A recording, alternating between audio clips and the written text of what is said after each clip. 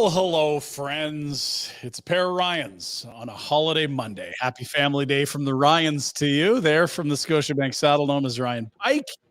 My name is Ryan Pinder. Happy Family Day, Pike. You celebrated with a zany game at the Dome.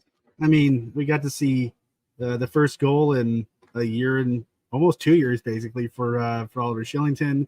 You got to see beloved old friend Sean Monahan score 3, and then 5 unanswered goals by the team in red. So, I mean, it was definitely an odd game, but against a pretty damn good Winnipeg team, the Flames were, I'd say, full marks if you dump out the first 10 minutes. Yeah, especially after a really ugly start to the homestand. They were not good against San Jose. They did not look particularly sharp against Detroit after following in a hole. And it felt like it could have gone down the same path here this afternoon, Pike, where you get the early goal, but it's bang, bang, bang, Monahan, the natural hat trick in the first period. And you're thinking, well, that's lovely. Great hosts, of course, welcoming back an old pal. But bigger picture, this felt like a game that absolutely could have gotten away from them. And unlike Detroit and San Jose, this one didn't. Yeah, and I mean, you got to think back to that glove save in the first period that Markstrom made on Sean Monahan with the lesser goalie in. Maybe this thing does get away from them, but you know, they were able to. I would say if you if you look at their 5-on-5 game, they were really good. They did a good job, you know, limiting the Jets' big guns. They did a good job counterpunching. They had, you know, a few really nice goals in the forecheck, and even when they got themselves into a hole, they did, I think, a really credible job of not really letting it kill them. You could sort of see some games, you know, you get the old Eeyore body language where everyone on the bench is going, "Oh no, here we go again." Yeah. But this time, you know, they had some chances right after that, and that late goal that they got, the Coleman goal to make it 3-2. You know, if you're heading into the locker room down 2, you're feeling not great. Down 1 or tied, you're feeling a lot better. And you know, they followed it up with that late goal in the second period to send the locker room up a goal. And you know, I think it was the kind of game, you know, we just spoke with Ryan Huska, and he mentioned he thought that the team built their game really well. They got better as the game went on. And you know, now as a result, we're talking about the Flames, you know, avoiding sliding back under 500. And you know, now with a couple tough games coming up, you know, very quickly here after a couple days off, they have the potential to possibly crawl back into the mix, because they're in a conference full of teams where there's 7 teams that we know are heading to the dance, and then there's a whole lot of muck in the middle there. And as long as they can, I think they feel if they can stay, you know, in the mucky middle for as long as they can, they have a chance. Yeah, no, it's weird because it's win 4, lose 4, win 4, lose 3. And that finally gets snapped today with another win. And so how you felt about this club probably reflects that path that the old roller coaster has taken here over the last month or so. It's weird. I sent these to Jack on Thursday, and so the numbers might have changed a little, but like we know the Flames have struggled mightily against shabby teams. I think the number heading into Saturday's contest with Detroit was 3-5 in 8 games against the bottom 5 teams in the league. That's Ottawa, Columbus, Anaheim, San Jose, Chicago. Like those are legitimately far and away the worst teams by points percentage in the NHL. The Flames have been brutal against them. You know, you get swept in the season series by Columbus. That's awful. The Chicago win you got, Jacob Markstrom was sensational, and you only scored once. There was 5 breakaways in the first half of that game alone. I mean, they just haven't been good against the bottom feeders. Meanwhile, on the other end, they have been good against the best teams in the NHL. And when we did this exercise on Thursday night, after the loss to San Jose, Winnipeg and the Rangers were tied by points percentage, so I included them and called it the top 6. You can now make it the Flames 7-4 against the top 6 teams in the NHL. Pike, that doesn't make sense. Being better against good teams and worse against the worst teams. Please help me here.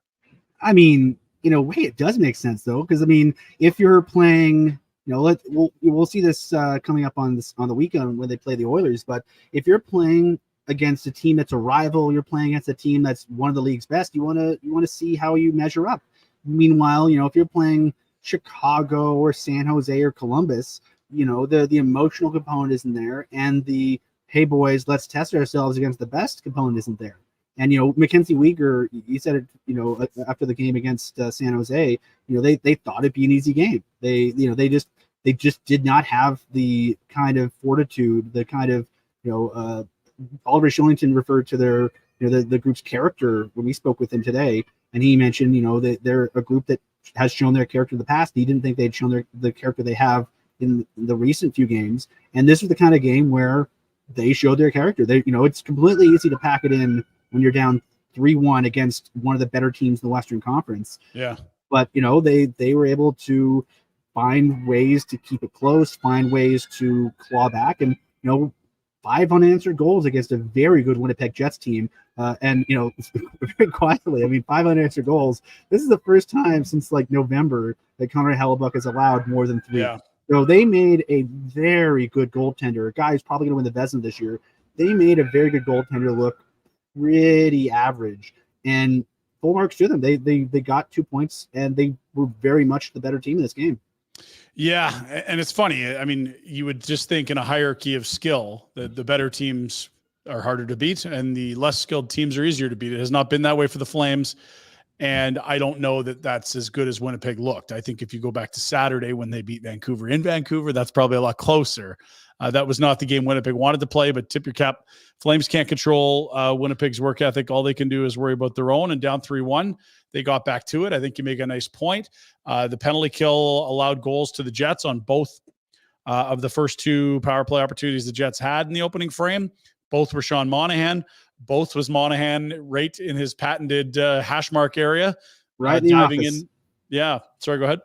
He scored in Sean Monahan's office. That's exactly. 5 feet right in front of the net. Sean Monahan doing Sean Monahan things. And to your point that you kicked off the show with, if you had the Oliver Shillington goal, the Flames 5 answered, the Hellebuck allowing 5 for the first time since November, and the Monahan hat trick returning home, that's a hell of a bingo card, because those would all have been outlandish claims. Even to suggest one of them would happen, be like, I don't know about that. But they all did today. It was a fun one, and it sounds like there's still some kids running around there. What's going on? We got the daughters of some of the Flames screaming out there. What's happening? There's still some small children in the lower bowl screaming for ice cream. So, it was some good energy in the dome. Usually on a Saturday night, it's a drunken, rowdy crowd, especially for a late game. Right. Folks have had time to tie one on before they show up. Afternoon game, a little bit, a few more hot chocolates than wobbly pops, but. It was a pretty good atmosphere, and I think, especially as the game went on, you could sort of sense that, the crowd was a little bit muted when Shillington scored his first goal, because, to be honest, a lot of them are still filing in with children. But by the time Nazem Kadri scored after that penalty kill, the crowd was pretty into it, and it's going to be one of those things where at the very least you're hoping to get an entertaining 60 minutes of ice hockey, and the fans definitely got that today.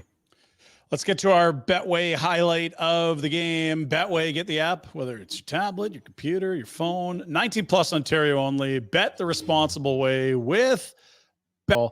But that's a bit of relief in there, I'm sure.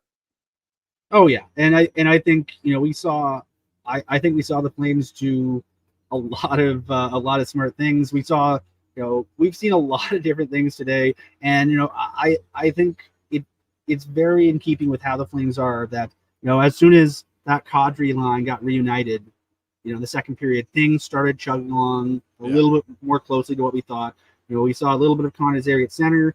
It's okay, but I think they've gotten a nice rhythm going with a lot of the lines, and I think going back to that was sort of gave the team a bit of juice. But it's one of the things. This is the type of game. I think Danny Austin, our pal from Post Media, mentioned this during the Ryan Huskis post game media address. Just the idea that we talked about the kids sort of being a catalyst a lot this year. But if you look at the score sheet, Blake Coleman from Mangiapane, Kadri, scoring an empty netter, Mangiapane from Pullman, Huberdeau scoring.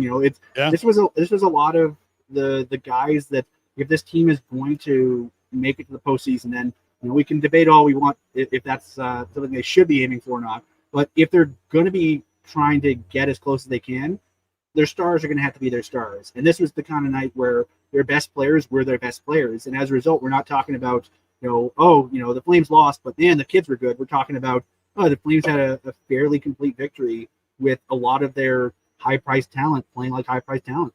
Yeah, it's a good point. They go to 2-0 against Winnipeg on the season. If you recall the first one, that was game number 1 when we were at Greta, getting all crazy. We're going to be doing that again. Want to remind you of that. That's coming up this Saturday. Go to nationgear.ca for your tickets. $10. It goes to charity. You're going to get way more than $10 worth of swag and free grub/booze. If you're showing up on Saturday night, it is Flames Oilers. It is from Edmonton. Pike, I've invited you and even offered to build you a chair, an illustrious throne to watch the game from, but I'm told you're going to be in Edmonton for this contest. How dare you? Yeah, I'm otherwise occupied that night. I'm going up to Alberta's other city, the non-Red Deer city.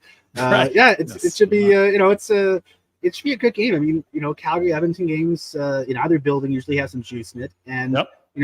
It's going to be, it could be a really important game for both teams. The Oilers, I think, would love to put as many teams in their review as possible. Yep. And, the Flames, if nothing else, they love making Edmonton's lives miserable. So it should be good. So unfortunately, I won't be able to attend on Saturday at either Greta location, unfortunately. If you're in Edmonton, our friends at Oilers Nation are hosting a watch party in Edmonton. So when you're on dayshoogear.ca, pay close attention to which one you're buying. That is an important thing to do. Yes. You don't want to buy the ticket for Edmonton when you're coming to Greta in Calgary.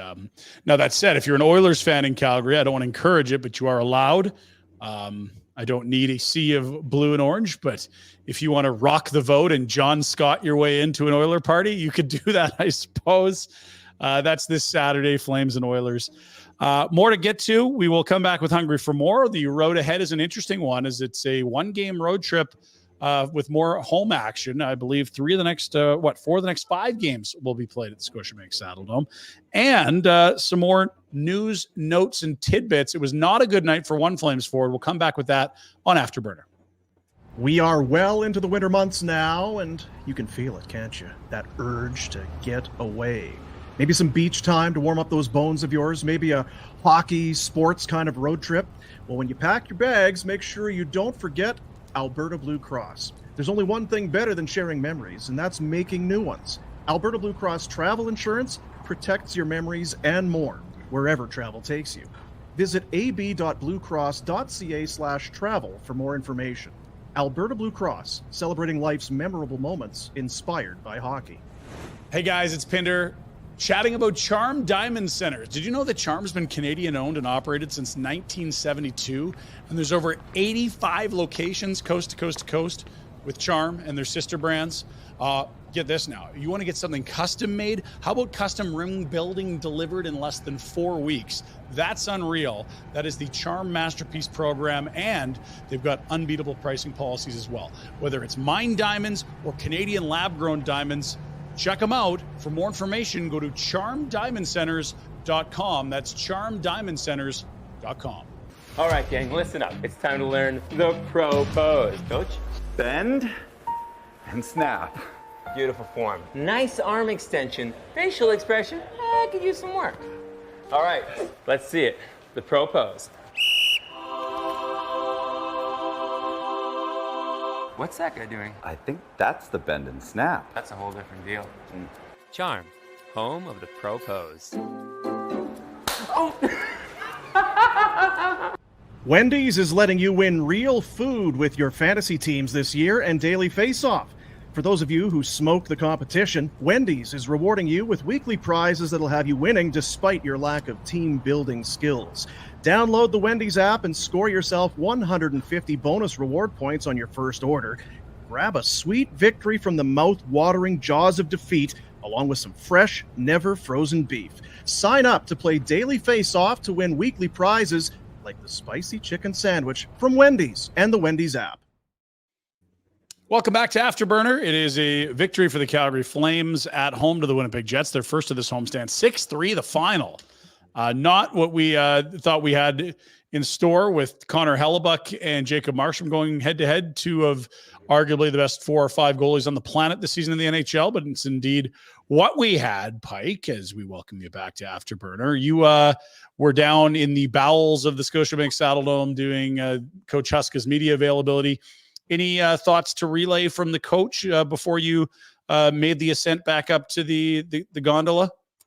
No, he liked how the team bounced back from their start. I mean, Winnipeg has a good power play, especially if you add a Sean Monahan to it. And I think they did a good job getting that last kill. He praised the PK for that last kill because that was a big one for them.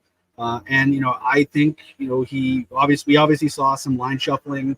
We started with some new look lines, and then we gradually went back to the old look lines, except with Andrei Kuzmenko moved down to the fourth line. We saw top six Dryden Hunt for a good chunk of this game, and resulted in some goals. So that was nice, I guess, for Mr. Hunt, because he's been, sort of doing yeoman's work down in the American League. But I think, they were pretty happy with how they turned out. And in terms of the Kuzmenko of it all, it was sort of more of according to Huska, more of a sense of trying to get some balance to the lines and getting some momentum and some rhythm going, because, things can be two things. Okay, but Pike, I know that's what the coach said. Do you think Dryden Hunt, who spent the bulk of the last 2 years in the American League, getting swapped out for a guy that scored 39 goals last year on a line with Huberdeau and Sharangovich, two of your most offensively gifted players, is that a move for balance, or is that not a message being sent to Andrei Kuzmenko, who I thought really didn't try that hard when he didn't have the puck tonight? I mean, I've in this building, I've seen Dryden Hunt very recently play on the top line of the American Hockey League. He's capable of doing it at that level, but obviously the quality of competition and the quality of line mates is a lot different. All due respect to Matt Coronado and Ben Jones, Huberdeau and Sharangovich are a different animal. But I do think part of it was I think they truly like how much work Hunt has put in. He's been a really reliable guy in the American League. So there's part of that. You always know what you're going to get about Dryden Hunt. Yeah, and he was good tonight. Not taking anything away from Dryden. His ceiling offensively is appreciably lower than Andrei Kuzmenko. I don't Indeed. think. So, it's were messages sent through the media? No. Were messages sent through the tools that the coach has at his disposal? Ice time? Perhaps. Yeah, I would say it's a hard yes. That's probably got to be the lowest minute total for Kuzmenko as a Flame. It was not a good night. Just the single shots. Turnovers a little too plentiful for my liking. The line on Kuzmenko at the end of the night, I'll read it to you. 11:49.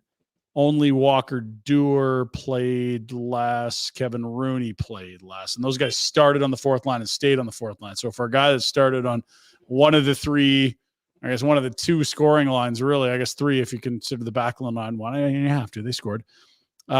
Not a good night for Kuzmenko. A giveaway, a takeaway, a shot. That's it. But more than that, it just seemed like this was, hey, do the little things, or you get to play with the guys that, have spent a lot of time in the rafters or in the American League this year. And for Dryden Hunt, hey, if you're going to work your tail off and run into everything and loosen up pucks and be a hell of an F1, come play with these two skilled guys, because one of the guys isn't pulling his weight up there. This was not a Dryden Hunt promotion so much as this was Kuzmenko not doing his job. If Kuzmenko's himself, Dryden Hunt does not usurp that position on the roster, right? I think that's fair. And I would say if we're calling a spade here, the Flames aren't a team that has a lot of offensive game breakers. They have to play a very distinct style and wear teams down. And that's what they did against the Jets for the most part. And they need everybody, regardless of cap hit, regardless of jersey number, regardless of goal or assist totals. They need everybody playing the same way. And if you're not playing the same way, you'll either play a lot less or play with guys who aren't going to be out there in those high leverage situations. And, I think it'll be really interesting to see what the outcome of this experiment is, because come the Boston game on Thursday, do we see Kuzmenko back up with Kadri and Pospisil? Do we see him back together with his old line mates? Do we see him on the fourth line? I would argue any of those things is a possibility, and it probably depends on what they see from him when they hit the ice for practice on Wednesday. They do have a bit of time. It is a Thursday game next for the Calgary Flames. Let's get to the road ahead. We do that for Village Honda, located in the Northwest Auto Mall and online at villagehonda.com. You can check out their used inventory, also the new cars they've got on site. It's the time of year, just going through the mountains. You want a reliable vehicle, Pike? I saw a few in the ditch on the side. They were not Hondas from Village Honda, my friend. Stop in, say hello, and find out more in the Northwest Auto Mall.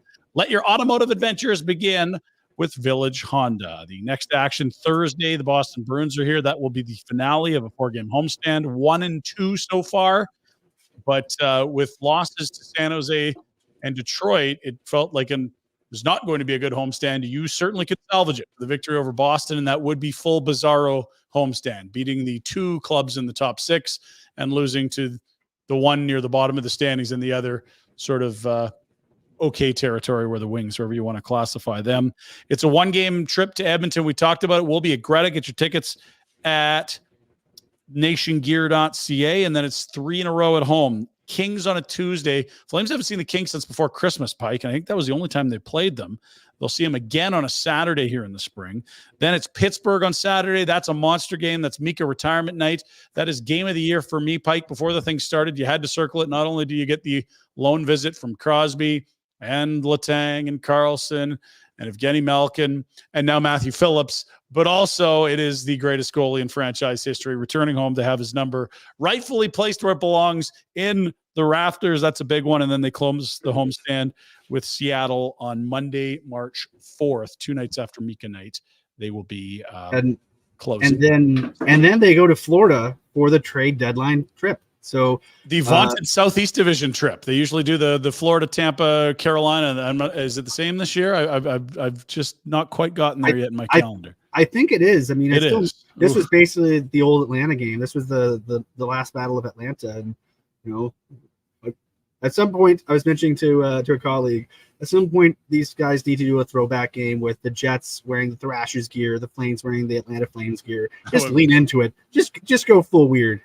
And you know what? Throw it in Atlanta. I don't give a shit. Like let's get a trip. We'll go. Let's go. Pike, I want to take you to Magic City. Have you been to Magic City? Do you know what Magic City is? I'm still sad that Abdullah Butcher's house of barbecue and ribs closed down because I had a list of weird places I had to go in Atlanta, and I haven't seen any of them yet.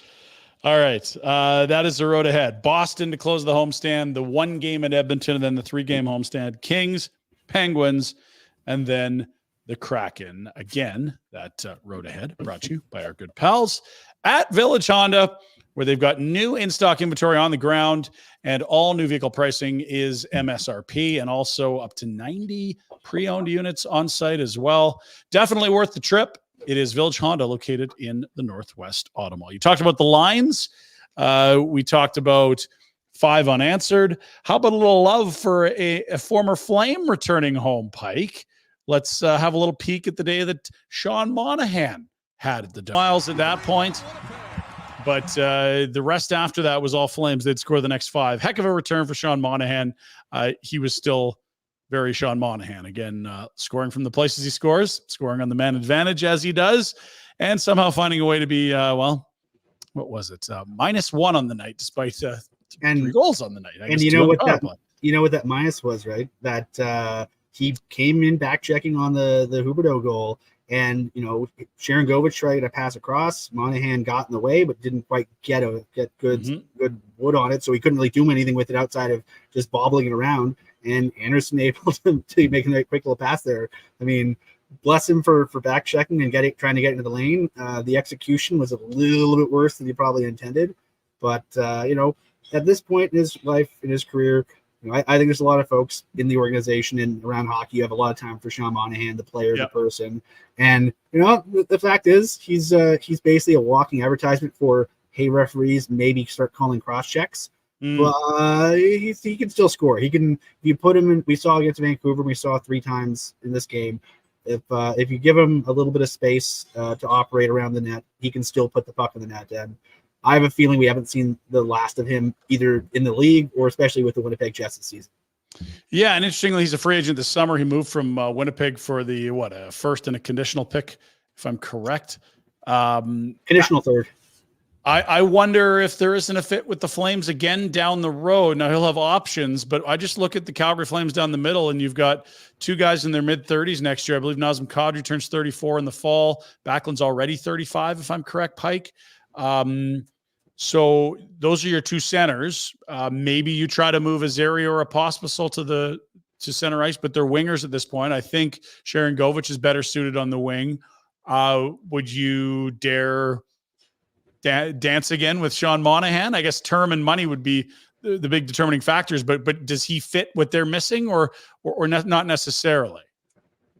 I wouldn't rule it out, but I also think, if you're the Flames, we when we had on Barnburn, when you guys in Toronto, you had Craig Conroy with you, and he cited, if they can find a center who's in, I think he said 24-year-old, something like that, there's going to be a lot of opportunity for guys who have played center at the pro level who just, haven't been able to find their role, their home in their organizations, and want to move their way up. So I wouldn't rule it out. I think you probably want to exhaust as many options as you can to find age group assets who can help you longer term. Because, right now you got Kadri and you got Backlund, and they can really do a good job mentoring guys and sheltering guys as you ease them into regular NHL roles.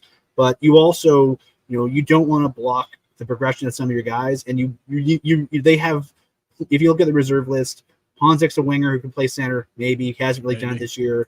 Zari played center, but they moved him to the wings so they can give him a chance to play at the NHL level, and then in the center position, hollowed out a bit. Coronado can play center. He's mostly a winger, though. He hasn't played center in the pro level at all. So they have a lot of good winger options, but they don't have a lot of guys that are everyday centers at the American League level who have, I'd say Cole Schwindt's probably the best example of a guy, but Cole Schwindt is probably a bottom six NHL center. I think he's going to be a role guy at the NHL level. Yeah. So can you find someone in a Cole Schwindt age group who can maybe play a little bit higher in the rotation? Here's a question coming in the comments. That's actually, things just switched. So thank you for that thought. That was not one I tried to click on. Question was essentially, is Zary a center, or someone proclaiming that he would be a one center? How do you view him positionally right now? And you made a good point when we were chatting off the air a few months ago, because he was having such a great start to the season when he finally got up, I think, in November. And it would be cruel to the kid to basically have him move to wing so that he can crack the NHL, and he's having so much success. Put him into a position that he hasn't been training for. And I don't want to make it sound like it's a different sport, but the responsibilities of a centerman at the NHL level very different than a winger, especially when you look at how good he's been with Kadri and Pospisil. To remove him from that line to start another line, that would be a big ask for a guy in his rookie season. So how do you view him positionally moving forward? If he was a little bit bigger, I'd say definite center potential. And I still think he's got center potential. He's got the mind for it and the details of his game. Folks, if you got a chance to see a Flames game live, pay attention to 47, because his details of his game are immaculate. And the details are the thing that make me have a bit more confidence in his ability to do it. But I still stand by what I said before. Until the Flames are mathematically eliminated, I think you want to put him in the position to succeed. And, hypothetically, in the fall, like say in your exit meetings, maybe you sit down with him and say, you want to be a center? Because if he says, heart is set being a center at the NHL level, only thing he ever wants to do in his life, then you can set him up to do that in off-season training. You can get him video. You can do a lot of things. And then, you basically have him shadow Michael Backlund for a full training camp. And I think there's the ability to build there. And I think that's probably the value, the intangible value of having, a Backlund and a Kadri in the organization, because if you have guys that need to learn the position or need to learn how to, figure it out at the NHL level, you have a couple of good mentors there. I only think you have the ability to really mentor one guy at a time like that. But I think Kadri, I think for Zary, he deserves the ability. I think he deserves the chance, or at least the chance to turn down the chance. Fair enough. Yes, I get what you're saying. And I do think you could bring him in next season as a center. If somehow, some way, through all the wheeling and dealing that I think Craig Conroy is going to do between now and next year's training camp, there isn't a young center. Yeah, send him into the offseason with a plan to come back as a center. Have him taking face-offs against Michael Backlund and Nazem Kadri for 5 minutes at the end of every practice. Things like that is why I don't think it's fair to do it to him now for any extended amount of time. Cool, especially with the way the schedule is. In the back half of the year, you don't have a lot of practice time. Guys are hurt. Guys are tired. Guys just, at this point, you're basically just trying to get bodies through to the end of the season intact. Whereas first half of the season, you have those extra practice days. You have several days back to back in camp where you could do it. I think very rarely do you have consecutive off days at this point of the season. And I think, I think they can really build a plan out to bring him along next year if they want to. Okay, let's get to Hungry for More. It'll tie in nicely to this. We do it for DoorDash every post-game show. And hey, look, it's almost dinner time. I'm getting kind of hungry. See this little friend right over here? It's DoorDash. All you do is download the app, and we got a little gift for you if you're watching and or listening to Afterburner. Just enter the promo code NATION25, and you'll get 25% off your first order and free delivery if your order is over $15, which, I mean, come on. You're going to be hungry? You're more than $15? Yeah, obviously. Let it rock. That is, again, $15 or more on the DoorDash app when you enter promo code NATION25. It'll be left safely outside the door with their default contactless delivery setting. And if you're thinking about it, there's your little bonus. Away you go with DoorDash. Hungry for more tonight. I want to put forth some names who I thought were rock solid. We talked about the relief for Andrew Mangiapane with that goal. Good night for him and his line. Backlund's line was sensational. I thought Jonathan Huberdeau put in a pretty darn good game given what the first half of the season's looked like. And I guess more proof that 2024 has been kinder than 2023 to him as he continues to play well on this half of the flip of the calendar. Nazem Kadri was excellent again. We talked about it, the 3-point night. He very good. But how about Oliver Shillington, who finishes with a goal and an assist, Pike, and a +3 rating, and it's his first goal in 21? Shillington just takes that ice and makes him pay on the backhand. 1-0 Flames at that point. Big smile from Shillington. There were many months between 2 seasons ago and now where we wondered if we'd ever see him in those silks again. Never mind diving into the end glass with a big smile after a 150-foot goal. Pretty cool stuff from Shillington there. Yeah, my notes, my running game copy simply said Shillington by his damn self, because he's listen, I know a lot of folks haven't seen him play in a while. A lot of folks had their doubts whether or not he'd be able to come back, and it's just the fact he's playing in the National Hockey League level, given how long he's away, is remarkable, and it speaks to just his character and his ability to sort of battle through the stuff that he was working his way through.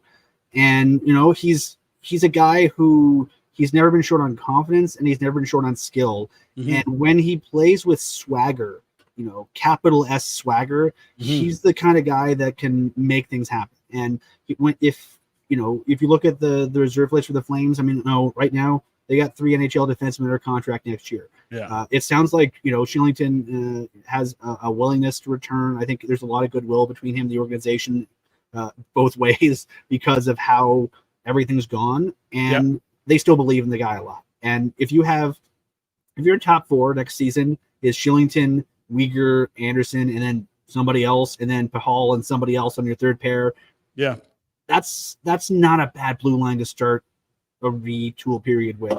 And if you could maybe one of these kids pops at the AHL level, and you have more decisions to make, but Shillington, he knows how he needs to play and how he can play, and I think we're seeing more and more him being bold enough to do it. He almost had a second goal. He had one where he jumped into play and his stick broke on him. That's right. He was fabulous. This is probably the best game I've seen him play, definitely this year. But this, I think this would be up there with a handful of games I've seen from him in his NHL career where he looked like he could take over a game. Great night for Shillington. 1 goal, 1 helper, +3. He ends up with 4 shot attempts, 2 hit the target. Also 3 takeaways as well. So some good defensive plays there. The minutes for him, 16:03. I will say this, all the talk about Tanev and Hanifin, and rightfully so, guys that are likely to be traded. Oliver, start getting some bigger boots. And when you're at the buffet line, get the big plate, not the small little app. Like you're set to get filled up here. There's going to be a lot of ice time on the blue line if both Hanifin and Tanev move as we'd expect. So an important guy. You're happy to see it. You're hungry for more of that play from him, and he's going to have all kinds of opportunity for it if the deadline goes the way we think it will. And with more on the deadline, we'll come back with your questions, your comments, and Ryan Pike is going to reach into his backpack and put on his general manager's hat. That's when we come back on Afterburner. Greta, it's our home away from home for Afterburner. We'll be there for live watch parties throughout the season. Should be your spot regardless. Before, during, and after the game, grab a cocktail, something from the menu, let the games begin, or maybe you get into the game yourself. Over 50 arcade games from vintage to state-of-the-art. Load up some credits on that Greta game card of yours and get at it. Greta Calgary, located at 213 10th Avenue Southwest. Check them out online, gretabar.com. There's not much better than hockey season, and yeah, you can always cheer on your favorite team at the Grey Eagle Resort and Casino's Stage Bar. You can enjoy the games on the massive big screen TVs they've got hanging above the bar. Friends, drinks, delicious food. Let's go. Visit Grey Eagle Resort and Casino.ca for more information. Now, maybe it's not game time yet, but there's always happy hour in the afternoon. Make the most of your day with great drinks and food at the Stage Bar and Blaze Bar and Grill for the happy hour every day, 2 to 5 at the Grey Eagle Resort and Casino. Great food, specialty drinks, all starting at $5. Visit Grey Eagle Resort and Casino.ca for more information. We'll see you there. Are you thinking of buying or selling your home in the Calgary area? Well, there's one guy you've got to talk to. That's my pal, Derek Newman. Derek, born and raised in Calgary, volunteer, a pillar of the community, huge sports fan, girls, golfs, all kinds of sports, not to mention, yes, he loves indeed the Calgary Flames. So if you want to talk real estate in your community, or you just want to chat about the Flames and what's going on in the sports world, you can give Derek a call. Incredibly friendly and approachable, but more importantly, trustworthy and incredibly hardworking. Take advantage of their complimentary in-house home staging consultation. Also, whether it's your first time or you're a seasoned buyer or seller of homes, he's going to understand what you're looking for and help you meet your goals. Also, Derek's network, substantial. He's able to find some homes that aren't even on the market yet. So whether you're buying or selling, or you just want to see what's going on with the value of your place, give him a call or a text. He's going to get back to you right away. Derek Newman of Newman Deans Real Estate with CIR Realty. Let Derek put his network to work for you. Call or text Derek right now at 403-619-6661 or email him at dnewman@cirrealty.ca. We are back on Afterburner. There's Ryan Pike from the Scotiabank Saddledome. Hi, it's Pinder. I'm here in our Martel Loop studios right in front of the delicious Origin Brewing beer fridge. Pike, I do need an honest review of the Barn Burner Blonde. It's a spontaneous request, but I know you've sampled. I need more. That's my review. That's you're hungry for more. It's more Origin beer. That's thirsty for more. It's as someone who has sampled a beer or two in his day, it's a quality product. And guys, my wife likes it. So I mean, if you're looking for something that'll wet the whistle of everyone in your family, except for children, obviously. Correct. Yeah. It's a crowd favorite. It is a crowd pleaser. The Barn Burner Blonde, originbrewing.ca for more information there. Okay. We got questions and comments. Last call for those. Get them in. Jack's going to sort through those. And before we get to your questions and comments, which I know will probably tie into this, I wanted to ask you on your thoughts on the trade deadline. Today is February 19th. By my count, we'll wake up tomorrow and there will be 10 days until the end of the month. And then there will be 8 days until the deadline because March 8th is the NHL's trade deadline. So 18 to 19 days, depending if you want to count today or not. That is what Craig Conroy is looking at to reshape and retool this roster and probably more appropriately to address some free agent situations on this roster. How do you see things going and what sort of has you curious or intrigued about the deadline as it's now 2.5 weeks away? Oh Lord, I think there's gonna be a lot of things to juggle. I would put, as Pinder did not do earlier, I put a mortgage payment on Tanev and Hanifin both being gone before the deadline. Yep. I don't know about any other moves. I suspect we're going to see some roster shuffling to keep guys eligible for the Wranglers. I wrote something on FlamesNation.ca on Monday, just pointing out, it sounds like I'd imagine Pelche probably goes down to keep him eligible. Dryden Hunt probably goes down to keep him eligible, but everybody else I think probably sticks around here. They're going to have some options there. But I think the nice thing for the Flames is I don't think anything's necessarily off the table.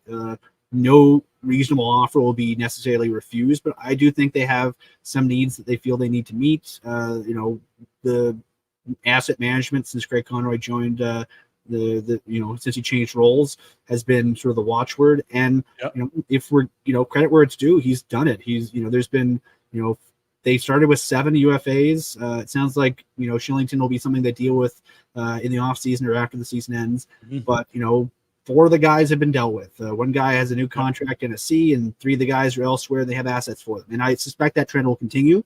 I'd be utterly shocked if it didn't. But I also kind of think that they might look at some hockey trades. They might look at some opportunities. I mean, there's still a big appetite to give Dustin Wolf more of an opportunity at the NHL level. But I also think they don't want to do things just to do things. They want to do things that make some sense. And you and I have had this disagreement in the past. As much as I think you can get a king's ransom for Jacob Markstrom, I also think if the idea is that you want to be able, I'll say this, what, one of the reasons why Mike Vernon was so damn good. I'm staring at the Flames, the banners. Reggie Lemelin was the guy that was there to mentor Vernon, and then Vernon had to basically just wrench the starting job from him. And just handing a starting job to a 23-year-old kid, it's risky. I don't think it's a plan at all. I agree. I think you want a competitive crease that Dustin Wolf has to earn the reins to. And I think you were hoping a year ago or 2 years ago when the deal was signed, I guess, that Vladar would be the guy you'd be competing with. And I suppose there are other options outside of Vladar and Markstrom, but Vladar's actually looked good, but he's hardly played the schedule hasn't helped him much here, Pike. And then he got hurt out in New Jersey. Yeah. And honestly, if in the grand scheme of things, the idea is you spent a 3rd round pick to get Dan Vladar as a guy to buy Wolf some time. Okay, cool. So I suspect they're going to try to look at something goaltending wise, but I don't necessarily think it'll be by the deadline. I think that's sort of going to be more of a longer term thing. Sure. But the Flames feel like they need defensemen. The Flames feel like they need centers. I think they're going to look at trying to get guys age group assets. I'd say if you're under 25 and you're in a situation where maybe you're playing below your station, I think the Flames will look at finding some of those guys to fill in roles because they're going to, at my count, they got something like $22 million in cap space and a bunch of roster spots to dangle, and that's assuming they don't trade anyone with term. And so they more so than a lot of teams in the league right now, I think they have a lot of flexibility heading into next season. Yeah, the Markstrom one's interesting to me because if you want to talk about asset management, this team is not positioned to have significant success in this year or the next 2. That is the remainder of the deal that Jacob Markstrom has. Also, you want to talk asset management, your pick will go to Montreal next year for the Sean Monahan trade, unless you finish with the top 10 pick, i.e. the bottom 10 in the league. Jacob Markstrom could certainly put some fly in that ointment, or be the fly in that ointment. And I also think that you're right. It does seem to be a deal that would be more easily constructed in June or July when teams have more, certainty about the cap, what their expiring contracts are, how their goaltenders have performed in the postseason. It does feel like a contender wants this guy. You don't move him elsewhere. But also, you make a good point. Like there absolutely is a value of him mentoring Dustin Wolf. Is it worth what we think a big haul for Markstrom is?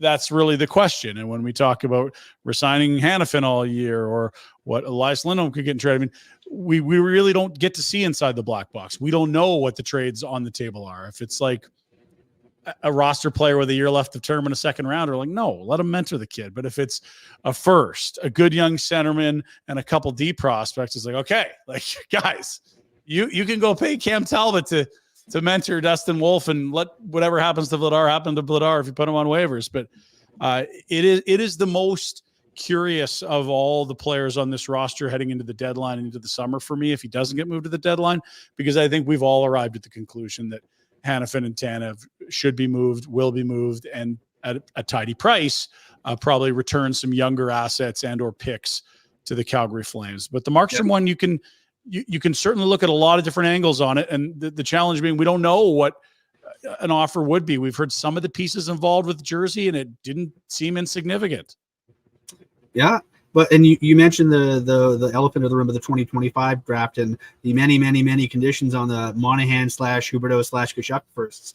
I'll say this: there's a non-insignificant chance that the Flames get a fairly high pick for either Tanev or Hanifin, maybe both. And if you had another pick in 2025, I think maybe it changes the dynamics a bit. I mean, I think for these guys, the Craig Conroy is a guy who really believes in the draft. He's very knowledgeable of the draft. I've had several conversations with him about the ins and outs of the WHL draft class from this year. So he's someone that's really, really on point with valuing drafting and development. And I think he's the kind of guy that also knows how he wants to sequence the next few years and how what he wants them to do. And so maybe it's a case of you have multiple firsts in the next 3 years, and then it gives you a bit of flexibility to tinker as you go. But it's gonna be fascinating to see how he runs it, because so far, I mean, given what he inherited, there is a lot of noise around the team, good, bad, or indifferent. And I think Craig's done as good a job as anyone could have expected him to do in a really challenging situation. To the point now where I think, there's a certain amount, I'd say, of fan excitement over, all right, what's he going to do this time? Because he's done such a nice job on the previous 3 trades with assets. I agree.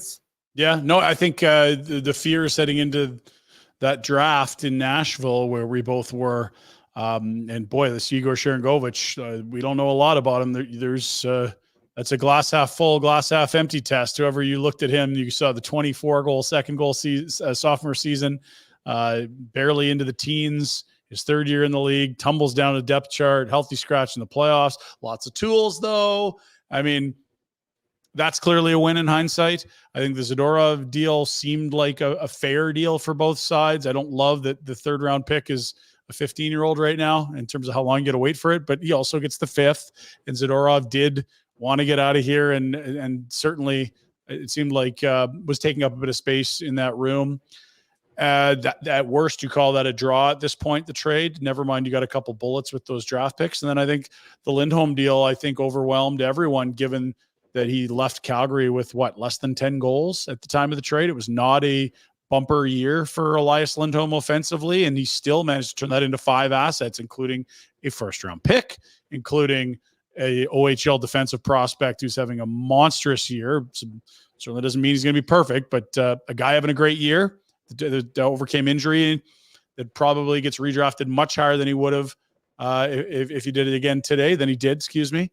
Not to mention another conditional pick that can increase to a 3rd rounder if they make a deep run. I mean, I think you have to give him 2 clear W's, a lot more confidence from the fan base, and there's just less fear about him mismanaging it when you've seen 3 deals go through, isn't there? Yeah, and I'll say this: I think fans, and honestly, I'd say media too, we're guilty of this. I think we're sort of conditioned for how Brad Treliving ran things for his deadlines, and sort of the things he was conditioned to value. And the cool thing is, even though they sort of came from, they were both in the same hockey ops department for 9 years, Craig has a completely different background and viewpoint on the game than Tree does. And I think that's the kind of thing that's exciting. I mean, from our perspective, I mean, this is a little bit inside baseball, but Pinder and I text all the time about, what do you think he's going to do? Because we don't know, and that's the fun part. And he values different players. He wants to build a different team. Yeah, and so it's true. And I'll say this: don't sleep it. I know you guys were playing planes, trains, and automobiles, getting home on day 2 of the draft, unlike some of us who were working guys. Idar Suniev, the 3rd rounder they got in the twice trade again the other night. He's sneaky good. He's playing in a really good program at UMass. He had 2 goals the other day. They're really high on him. He's the kind of guy that if they can just teach him to, he hasn't had to defend. He played the BCHL. He hasn't really had to check. If they can sort of shore up that part of his game, he's the kind of guy that has the potential to pop at a Goudreau level offensively at that level, because he's got it when he has the puck. He has that kind of sizzle. It's just a matter of making sure he has the details to have the puck more often. Interesting story. An elite finisher, nearly a goal a game in the BC League, which isn't nothing. And now really in the second half of this freshman season at UMass, starting to fill the net. I'm safe and comfortable and safe saying is, in my mind, like, that's the type of talent you don't draft in the 3rd round in a normal year. That's indicative of how deep last year's draft class was. Oh yeah. It's they really liked him, and obviously I think they're pretty bullish on this year's draft class. And by this year, I mean the 23 draft class. Lipinski's off to a good start. Hanzik, despite his injuries, is getting there. So, it's they're going to have more bullets this year. It's not as deep a draft class, but they're going to have more bullets, and I think they have a pretty good handle on what they want to do with them. Yeah, Iginla, the Tej is eligible to be drafted. We sort of have been talking over the years, and it's gone from maybe a second, third rounder. Like, oh boy, I think he's a first rounder. Like, boy, it's he's now outscoring his dad in his draft year. He's an easy mid top 15. He's an easy mid first. It's just a question of where he goes. And it sounds like a draft where once you get past the top 3, it's kind of more like, what are you looking for? There's not a huge gap in talent so much as a lot of different players. And last year's draft class was a lot of things. It wasn't heavy on D-men. This year, it seems like there's a lot of defensemen available in the top 10, good defensive depth. Not a lot of goalies, though. I know you and Kent are always banging the drum for drafting goalies early. I don't know if they'll be able to do that this year. Well, I mean, you could draft a goalie in the first round. I don't know. I wouldn't. you can do whatever you want. You can pass on all your picks technically, but no one ever does it. Could you decline the pick? You could also do that. I'm not saying that there isn't goalies in the first round, but I mean, look at this organization's needs. They're clearly lacking a number 1 center, and they don't have a defenseman that I think profiles as a minute munching top 4 guy in the pipeline. I think when you look at the Poirier, Moran, and Brustevich, it's more likely you're talking about power play quarterback type guys that could play maybe 4 or 5, right? They have a lot of specialists. They have, I'd say, Poirier and Moran and Brustevich are guys that, are, I would say, more Shillington-y. Yeah. In that they're offensive machines, but you need to have someone with them. And they do have some potential Tanevs in, Kuznetsov and Solovyov project that way. I don't know what happened with Jake Boltman. He hasn't really scored very much this year. And, I don't watch enough UND to, Notre Dame to really say a lot about his game, but Boltman sort of has that. He projects as sort of a shutdown archetype guy. But I think I agree with you. I think they need to get more guys that are sort of all-arounders because right now, if you have a Brustevich, he's going to have to spend a year or 2 in the AHL with sort of a D first guy to sort of learn that part of the game. But I was just going to say, like the Shillington comp is a cautionary tale because it's like, boy, you look at tonight the play he makes, but you forget he was playing with men at 16 in Sweden. And then it was 3 to 4 years between Stockton and maybe even Adirondack his first year. Like it was. He came over. He came over to Stockton the first year they were in Stockton. Huska's first year in Stockton in I think 15-16 was Shillington's first year. He came over at 18 years old, and the kid was betting on himself. And easy guy to root for. No doubt. Great to see him score tonight. Okay, we'll get to comments and questions. We'll close her down on an afterburner 6-3 win for the Flames over the Jets. The Jack Attack's back at home in front of his computer, sifting through the finest questions we have. Some of them about hockey, some maybe even be about booze. Let's hand it over to Jack with our first question and or comment.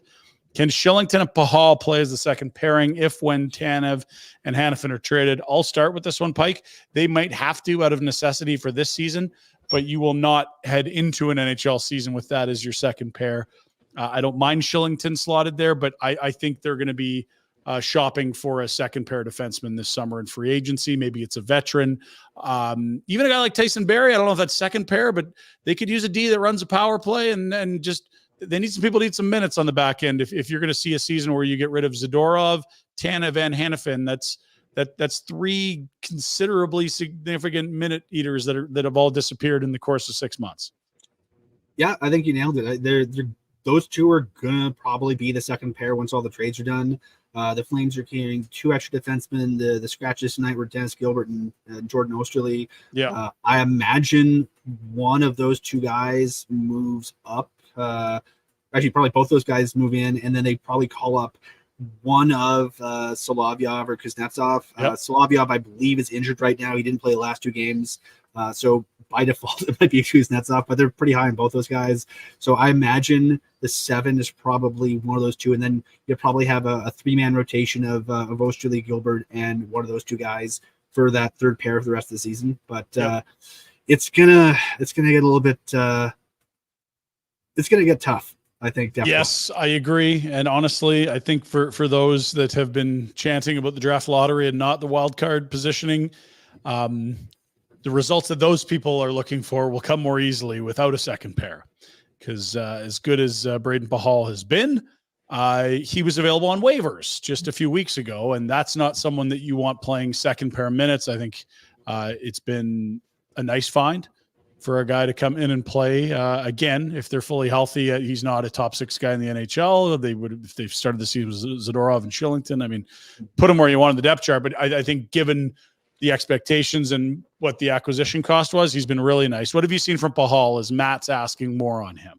He's been steady. I mean, he's offensively he's a bit limited, and we kind of knew that going in, but he's a meat and potatoes guy. He's, there's no frills to his game. He plays physical, he plays simple, and I think they like that about him. If you're a coach, you probably like the fact that he's, there's no surprises with him. He's not going to go end to end. I think the guy on that pairing that we all expected to go end to end was the guy who did today. Yeah, and that's fair. But that's the thing. I mean, if you see, I think the things that folks liked about Tanev as a pairing partner for Shillington are the things I think the Flames and hopefully fans will like about Pahal in that role, because he's just there to walk the guys back so he can do Shillington things, and that's the thing. And especially if the idea is that the Flames are going to be, at some point they want to get a look at, Emile or Jeremy Poirier is still injured. He's working his way back. Hopefully he'll be back soon. But if the idea is that maybe, next season you want to get a look at Poirier, he's almost the ideal guy to put with that kind of defenseman. And they have enough of those guys in the system that, even if you just hold on to Pahal until he's an eligible UFA and then let him walk, I think for the acquisition cost of just the waiver fee, you spend $10,000, you get his contract, and you get him to mentor some of those guys that have those defensive foibles to their game. I think he's a reliable enough guy that you can help them out.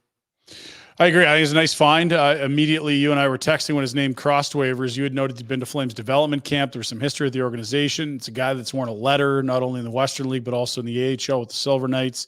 Won a Stanley Cup, won a Western League championship. Sure. I mean, he's been around, and I think they like that about him. Yeah, and again, I don't think we want to project this guy's a top four defenseman, but if you can find a 24-year-old that after you're selling at the deadline and you're in a pinch can play some minutes or can be a 6-7, those aren't unvaluable pieces either, right?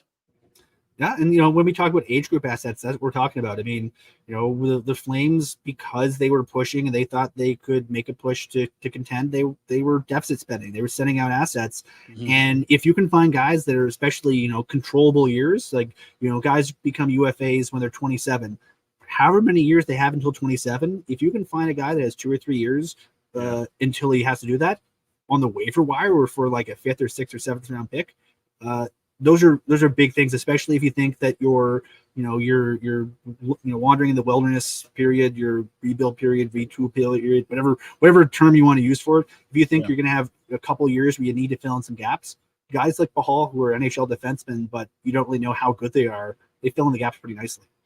Make $775,000 one more year, and then we'll have our brights. I think you're going to see a lot of him between now and the end of next season, not just this season. Okay, let's get to our next question, courtesy Jack. What do we got here? Salary and term aside, would Dumba be good? I don't know where Dumba's at, but the results, at least sort of the data community, it's not been overwhelming. I love the idea of Matt Dumba 2-3 years ago. I know he is a Calgary guy. He's also a guy that's probably looking at shorter term, 1 year deals, because that's probably what the market views him as in terms of not going to commit term to you. But I mean, your thoughts? He'd be a buy low guy. I mean, you got to fill the roles. And I think, the fact that he sort of knows the market, knows the community a bit would help. I just think, it's a question of, you have ice time and you have cap space to dole out to guys that, maybe you can buy low on. Is he a guy that has the kind of upside that you feel like there's value there? Yeah. He is currently with, I believe, St. Louis or Arizona, Ron Armstrong, the GM, on a 1 year deal, paying him $3.9 million. I don't know. We'll see. I mean, it's going to be interesting because I do think they are going to go shopping for a guy like that. Not necessarily Dumba, but I look at sort of like the Bogosians and the Shens and those, not those guys, but what they've at the end of their careers as veterans, they get plugged in and it's a 1 year plug. And like that's the type of thing the Calgary Flames need. They need to buy a little time. Jan Kuznetsov, Ilya Solovyov, Brustevich, Poirier, these guys might be very good hockey players. They are not going to be top four defensemen next year in the NHL. So you just need to buy a little time, right? There's going to be someone that they sign that we get the old Bob McKenzie, that's per year joke by Derek Englund deal. But I mean, Derek Englund, if you look at what he did and what they got out of him, I think they got value out of him. He was a guy that, they had certain needs, and, he was sort of a more of a gritty sandpaper guy who was probably overpaid for his production, but he covered up holes they thought they had. Yeah. And so if you're the Flames, if you're going to be doing these kind of, stopgap signings to buy your guys time, I mean, you sign a Derek England so you can buy time for Rasmus Anderson or Shillington or whoever to come along. So, I think that's the kind of thing to look at. It's just a question of, you got to be careful with term. You got to be careful with the dollar amount, because, they end up signing, Mason Raymond's a sweetheart. They end up signing Mason Raymond for a year too long and maybe $500,000 too much. And that's why they ended up having to buy him out. So I think, I don't think they have too many things that are completely off the table. Yeah. So maybe it's Dumba, maybe it's a host of other veteran defensemen. I keep thinking about Barrie, because they really, I know that Hannafin and Uyghur and Anderson have kind of rotated through that power play, Pike, but I don't think any of them are power play one quarterbacks as defensemen. I think Barrie, that's the one thing he can do really well. I wonder if he's on a 1 year type deal at this point or not. Where's his stock at? And again, you don't want to plug the 5, 6, 7 holes where I think you want to see your kids getting their feet wet a little. You want someone that you hopefully can see step into a top 4 role, where the right side of Shillington, in theory. Next question. What do we got here? Would Huberdeau benefit from a super fast winger? Duclair was very fast in the Flames Shark game. Duclair was also very fast in the year where he played with Sam Bennett and Jonathan Huberdeau, and they all had career years. I've got news for you. Jonathan Huberdeau has played with lots of wingers that are very fast. Dylan Dubé is very fast. Igor Sharangovich is very fast. It is a skill that I think is great to have for players. It has been a skill that some of Huberdeau's line mates in the past have had. I like the idea of pace on the opposite wing of Jonathan Huberdeau, but I almost think more than anything, it's just that hockey IQ chemistry that you want to know where the player's going before he's there. That is really the special spice for Jonathan Huberdeau. And I'd love to get your thoughts on Igor down the middle. I know I've sort of thought he profiles as a winger, but the points have sort of tapered off a bit, but I think probably not as ugly as I thought it would have looked. Yeah, he's trying his best. I mean, he's not a natural center, but he's smart enough that he can do it. I don't know if that's his ideal position. I think you mentioned that he sort of projects more as a winger, and I agree with you. Yeah. But he's a guy that he has the most experience at the NHL level of the various guys that are going to rotate through there, and so he's going to try it out. But I think they're going to look at some other options going forward, because I think that the nice thing for me is this. I think they have tried and will continue to try a lot of different things, especially as they inevitably don't close the gap on St. Louis. I'm going to be a pessimist today. Yeah. Let's assume they don't close the gap on St. Louis and the math continues to get a little bit worse for them. I think they're going to have the opportunity to try a lot of different things, and you get data. And the nice thing about data is that if you're heading into an exit meeting and you're going, man, Yegor, do you want to be a center because your numbers are good, or your numbers are bad, or your numbers are whatever? It gives you the ability to sort of inform the conversation a bit. And he's at the very least, he's shown he can be a top 6 winger in the NHL. Yes. Can he be a top 6 center all the time? I think if he's a top 6 center, you're probably limiting what he can do for your team. But he's definitely got the smarts where he can step in and help you out in big, really important scenarios. I give him a lot of credit for going there, because I don't think it's easy, and there's a lot of center minutes available when you lose, Dubé, and I didn't think Schwint looked that good, and Ruzicka goes on waivers, and you trade Lindholm. Like, all of a sudden, you really have 2 legit centers. Rooney has looked decent, but it's been a while for him at the NHL level. Like, Igor's had some heavy lifting to do, and I'm not surprised at all that, to your point, like, the offense has dried up a fair amount since it's happened. It's not just like wearing a different jacket and doing the same thing. Yeah. It's and I think I would say he's also been a little bit less dangerous on the penalty kill as well. I mean, since he moved to center, I don't think he's been as dangerous as a counterpunch threat of the PK, because I think maybe he's in his mind a bit more about the defensive side and not really as willing to take as many chances, but. There's a lot there. That's the thing I like about Yegor. There's a lot to the toolbox that I think they're still trying to figure out. I agree. And interestingly, I think not unlike Kuzmenko, he's up at the end of next year. Like, that's there's some, if you think it was like, oh, Craig had that first year where he had all those UFAs, like, oh, there's a few more coming. They're not out of the woods yet here. And that's not a bad thing. I mean, you get to kick the tires on these guys and they either fit or they don't, but I'm with you. I like the tools of Igor. I like the engine. And despite what felt like a month on the fourth line, everything since then you'd happily take. It's been a really nice body of work. Let's move. Next question. What do we got, Jacko? Is Hanifin realistically worth a first-round pick? Because I don't think he is. I think he's absolutely at minimum a first plus. I mean, Hampus Lindholm went for a first and 2 seconds as a rental to Boston. The Calgary Flames spent a first and 2 seconds to get Travis Hamonic, albeit with a bit of term on a team-friendly deal. The going rate for a defenseman that could play the type of minutes that Noah Hanifin does is more than a first. I would be stunned if it was just a first. I don't think that would be great, Pike, given that it's probably a pick somewhere between 25 and 32 if it's a first. Yeah, I think the Lindholm trade sort of that's the general market for a Hanifin-ish player at first prospect and complementary roster player. Sure. So I mean, or another pick or another prospect or something. So I think that's kind of what they're probably hoping to get. Frank Seravalli was on I believe he does too many podcasts. Frank was on the DFO rundown earlier this week. Actually, it was today with Jason Gregor, and he's sort of talking through it. I think there's a certain amount of. I think the big challenge is this: if you look at the contenders who could, Tampa Bay as example, Tampa Bay, man, he fits like a glove there. He fits exactly what they need. Does Tampa Bay have the cap space and or assets? They've traded a lot of their firsts, Pike. That's the I think that's the big issue. Like Boston. Not a lot of first or high end prospects. All the teams that you think would be the hand in glove. Damn, they should like guys who would as much as when the Vancouver trade went through for Lindholm, folks went, yeah, that makes sense. Okay, that makes sense. Yeah. The obvious fits for Hanifin don't have as many picks or the depth of assets. We talk about Tanev with Toronto too. Yeah, that kind of thing where the Leafs Toronto's got their first. Yeah, but they don't want to trade it. That's the only pick they have. I mean, I think the narrative on Toronto is interesting. They're right there next to Colorado in the standings, and everyone's saying this team is flawed. They'll never win. They need to keep their first. And it's like, well, they kind of look really good in the toughest division in hockey by point percentage, and they're getting healthier.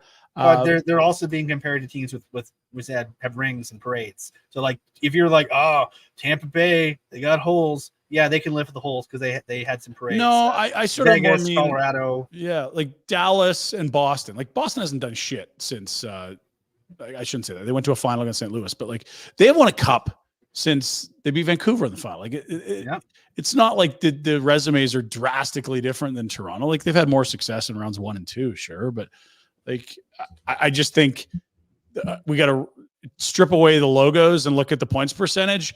They've played 2/3 of a season and they've had some significant injuries and missing pieces and goaltending woes. And they're still like, I don't think there's any sweat about them having a top 3 spot in a really good division that has Florida and Boston in it. So, I mean, if you're Toronto and you can go add a 2-3 like Hanifin, I think they have to look at it. I think they probably prefer someone right-handed, but I mean, it's the type of deal that Tree will make, I believe. Yeah, historically it's the type of deal he has made, but it's also the type of deal that I don't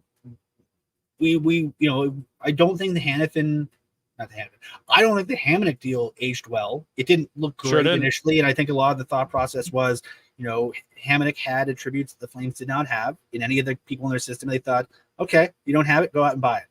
And if you end up having a parade, you're going, oh yeah, there's you gave up 3 very high picks, but it all worked out, so who cares? It didn't all work out, so it gets second guessed. And they missed the playoffs, so the pick gets higher, and it turns into Noah Dobson, and it's now the Dobson trade. It's not the Hamonic trade, but yeah, I mean, it didn't go well. It didn't at all. But that's the kind of I think for Tree, the good thing for him is he's in the first year of his contract, and I think when you inherit the group that he did, you can maybe take some swings, but you're also going to be in a situation where you're going to go to the draft at the Sphere and you won't have any damn picks. So if you're doing it, if you're sending out your first out the door, that's it.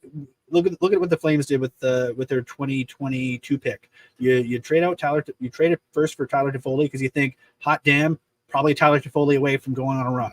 They managed to hit injuries in Edmonton in that order, and unfortunately, the run didn't last very long. Yeah. But is pretty defensible, and they had enough guys in the system that they probably felt that they could do that. You could run that risk. Toronto, their system's a little bit leaner because of all the moves they made, and I think the calculus is a little bit more challenging for them. The last 2 first-round picks they have made, they really like. It's Cowan and then Fraser Minton looked really good. I don't know if he's that Nyes kid is really good too. Yeah, I think Nyes at this point they probably keep for a run, but if that's the piece Treliving wants, he can get it done. I don't think it's insufficient. And then some of the questions in the comments are like, what about Anton Lundell in Florida? I've really liked Lundell for a long time. They've got a lot of center depth there. I think it's a type of guy Florida would love to keep.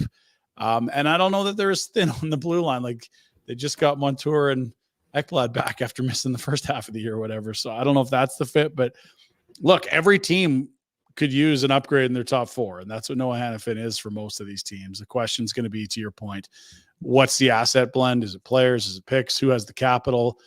Is it contingent upon re-signing the guy that you'll give more? Okay. Now that's another layer. There's a lot of variables on that one.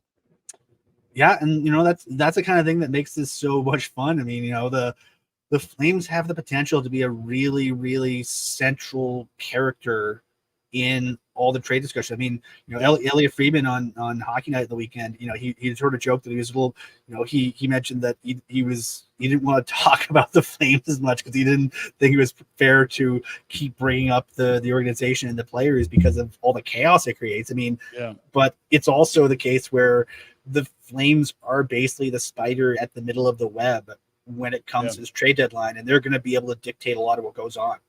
It's true. Like if you're saying, well, we want to get a D-man, but everyone's waiting for the biggest domino falls first is kind of the thing, right? Like Lindholm moved, and then you saw Sean Monahan move. It sort of set the market. And when you have Hannafin and Tanev, like Craig Connor is going to set the market in a way for D. And then maybe you'll see a Joel Edmondson deal and some other smaller pieces move after the discount diet, caffeine-free versions of the guys that the Flames will move. But I think they're in a really good spot in the sense that both are having really good years. As long as Chris Tanev can stay healthy for another 19 days. And Noah Hannafin might be having a career year here amongst all this. These are good assets to be selling. The hardest deal might be the one that's already done, and that's Lindholm on an off year. I'm very curious to see how it goes. I really am. Yeah, it's going to be a very fun March to March 8th. And correct me if I'm wrong, I think Daily Faceoff is doing their annual live show. There's some folks in the comments going, are we doing live stuff on deadline day? Yeah, it's a good, and you know what? We've got to get our heads together. I know we're just real busy. We got the Greta event on Saturday and then the Bolaramas next week. Once those are in the rearview mirror, we'll start hammering down on what exactly barn burner, afterburner looks like. Because last year it was a non-event. You knew it was going to be. There was a Richie for Richie swap. That was about it. But this year is going to be different. You, sir, are completely discounting the importance of Radim Zohorna for Dryden Hunt. Top 6 Dryden Hunt. Well, and I saw Radim Zohorna make it on some NHL rosters while Hunt was down in the A this year. So, I mean, a blockbuster both ways, really, Pike, I'm sure. It's hard to put trades together like that. It can't be easy with those kinds of salaries to move back and forth and such. Those two-way deals are tough. So I guess if we roll into the deadline and Hannafin and Tanev, and let's say we're 3 days out, are still there, it's like, yeah, we'll do a big show. If they have been traded and let's say Markstrom moves, you don't need us doing a trade deadline show. Go watch Frank's show, right? No, we can get Dean and his puzzles, and we have you and I can talk about cap stuff, and then we have Dean on an set doing a cool puzzle. I mean, regardless of what happens, I think we can be fun and get creative with it. I agree. I had a good puzzle on the table this weekend. Couldn't get it started. I wish Dean was there. I was just thinking about him puzzling. He's too busy for puzzles right now. He told me about his setup, and he's got an elite puzzle setup. He does, yes. It's the big board, I think, is the thing you need. Yeah, he legit went to like a hardware store for a custom piece of wood just to puzzle on so that he can lift it off the dining room table and like move the puzzle when he needs to use the table and eat or whatever. It's an elite puzzling setup. And to be fair, as you'd expect him to have, he's the jigsaw outlaw. That's what he does in his spare time. Next question, Jack. What do we got? Is there anywhere downtown that you're aware of that you get the barn burner blonde? Well, I'll tell you this: on tap at the Garage, which is in Eau Claire Market. That's a banger. They're one of the first to get it on tap in the city. Never mind downtown. And we have a handy dandy. Where's the old Barn Burner Blonde at graphic? Check this out. This is in stores in the Calgary area. Why don't we swipe right with Jack here? Is that good or bad, Jack, when you swipe right? Okay, so Calgary locations. 5 Vines Wine, Craft Beer and Spirits. That's on Bow Trail on the way west out of downtown. BK Beaufort Liquor, of course, by Winsport. Legacy Liquor. That is 17th Southwest in Calgary.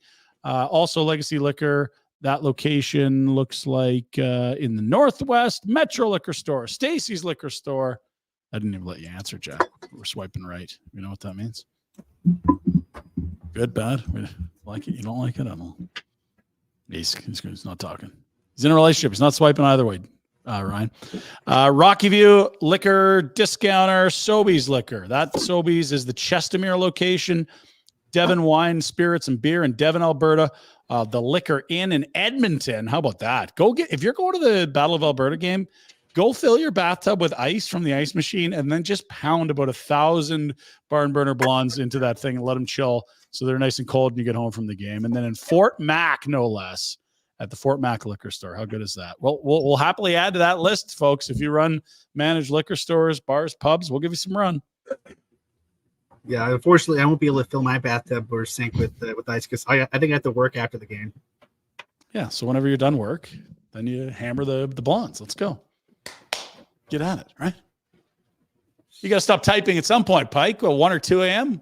I don't you have me doing the post game after that?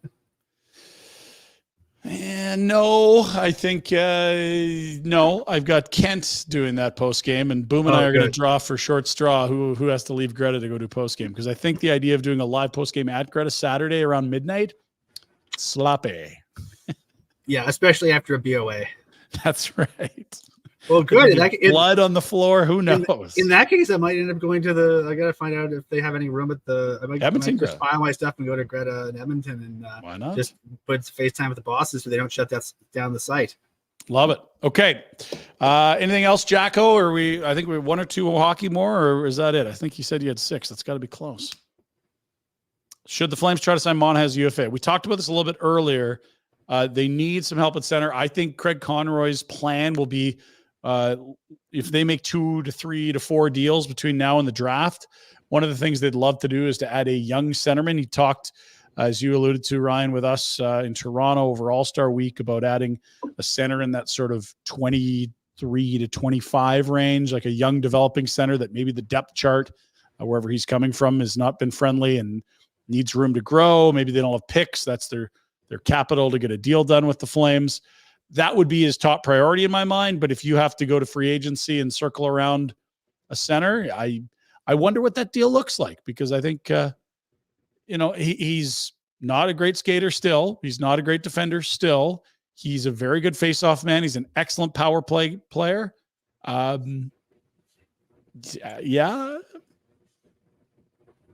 maybe.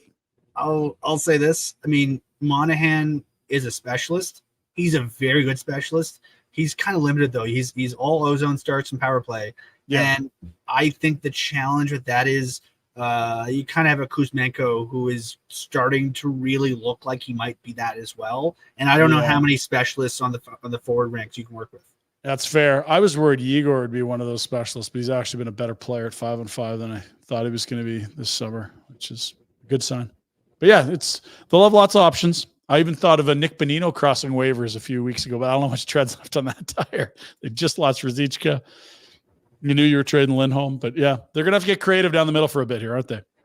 Yeah, I think they're looking at any option they can. I mean, if Pinder, if you can work on your skating backwards and work on face-offs a bit, you might be an option. You're a little bit old for them, but I wouldn't rule it out.